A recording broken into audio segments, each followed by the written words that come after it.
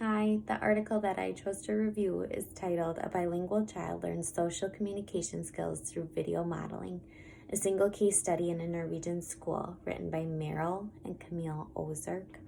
So this article was incredibly interesting.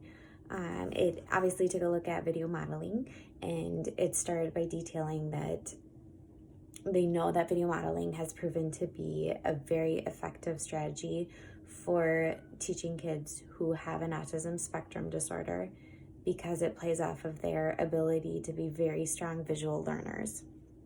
So the study dove into, though, the fact that there's not a lot of research out there about using the strategy for students who are bilingual or learning two languages simultaneously.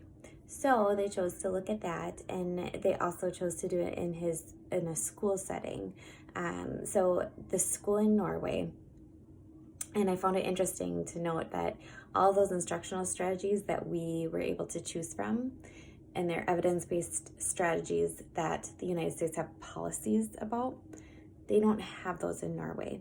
So these two authors were contacted, and they worked for a university and then a national agency in Norway by the school, and they had this little guy who was diagnosed with an autism spectrum disorder when he was in 4th grade, and he has a medical diagnosis.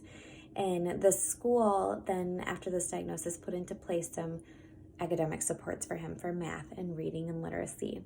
However, they were still noticing that he was just wandering around the schoolyard during recess. He was not building connections with his peers or building friendships. And he just overall seemed really unhappy. And they noticed that he just didn't want to communicate in Norwegian, the language that the school was in. He spoke a different language at home. It does not say what language he was spoken to, but just that it was different than the Norwegian. So that was his secondary language. So they contacted the authors, and they came and they chose to create the study about video modeling. And they chose his peers to be models for these videos. And they noticed that he really enjoyed playing basketball and chess. And so they started with those as motivators. And they figured out, okay, what behaviors do we need to target in order for him to build relationships during these games? So they broke it down into 6 separate targeted behaviors.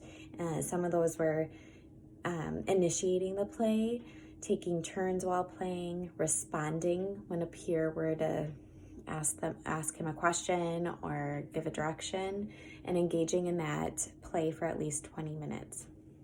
So they videoed 6 separate videos of his models completing those targeted behaviors, and then they had him watch it. And what was really cool is they told him what was going on. So they told Alan, this is what we're doing. Your friends want you to be able to play basketball with them. So here you go. And after that, he seemed just so motivated that after the very first week of watching these videos, he was able to then turn around and demonstrate every one of those 6 targeted behaviors during the game of basketball. Unfortunately, there was some regression, which is totally normal during the 2nd week and 3rd week. But then after that, it was 6 weeks of this first phase, the basketball phase. He was again able to show all these 6 targeted behaviors. The 2nd phase, they noticed he also loved chess. So they tried it with chess. And they noticed they at first just presented him the game, and they noticed he was not able to generalize or transfer those behaviors across the setting into the chess game. So they repeated the process, videoed his peers, taking turns, engaging in the play for 20 minutes, responding to each other, again in Norwegian. And then after this, he was able to again complete and demonstrate those 6 behaviors. The 3rd and final phase, they wanted to see if he could then transfer this to other just general schoolyard games. So they had a soccer game and a kick the can game that they were often played with out in the schoolyard.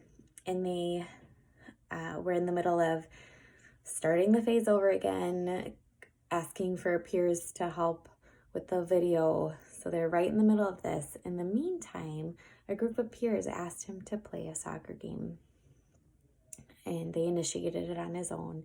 And Alan was able to turn around, and he was so excited that he was able to then demonstrate each of these 6 targeted behaviors, which I thought was very cool. They also concluded that it not only was successful in the school setting for this kiddo who was learning 2 languages at the same time, but when asked, his parents reported that he was able to display these skills at home in his home and native language as well. So he was able to transfer it across settings and across languages. They also noted that they had been doing some supports with his academic skills, but they saw a great improvement after this video modeling of his social communication skills as well. So overall, it was just an incredible story that I really enjoyed reading, and I felt like the authors did a great job of doing the research to determine what instructional strategy that they were going to utilize, and they talked about being concerned about the peers and distracting them, and it turns out that just everybody learned during this activity. So it was very interesting, and I highly recommend it. Thanks.